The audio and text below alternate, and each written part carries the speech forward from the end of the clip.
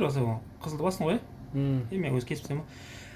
Қайырлы күн достар, бүгінгі біздің түсіретін видеомыз пайк жасайтын кісілерге өте қажетті таптырмас құрал болып саналады. Қазақшамыз айтқан кезде бұл үшінші қол, болмаса орысша бәрі таралып кеткен третья рука деп аталады. Не үшін третья рука? Өйткені біздің екі қолымыз болса, біз пайк жасайтын кезде, мысалға ана екеуін істейтін болсақ, біз бір нәрсе қыстырып, болмаса қасымызға көмекші адам шақырып, мына ұстай алмайтын тұғымыз.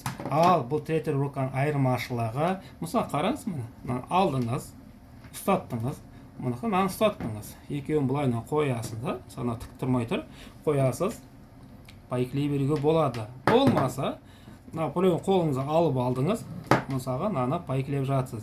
Егер пайкілеп жатқанда көзіңіз көрмей, мысалға үлкен кісілер болады, көздері нашарлау, соны аласыз, мінекеңіз, мына жаққа қоясыз, лупасымен көре бересіз. Егер де оған көзіңіз жетпей жатса, әрі қарай шамал жарығы бар, жарықты қосып жібересіз. Ешқандай қиындығы жоқ, өте жақсы құрал, бағасы да қатты қымбат емес. Біз заказбен алдырттық, ұмытпасам 3000 теңгеде болу керек. Тағы да бір артықшылығы, пайкіңіз болды, жерге қойғаннан гөрі аяға қойдыңыз, былай тұра береді пайкіңіз.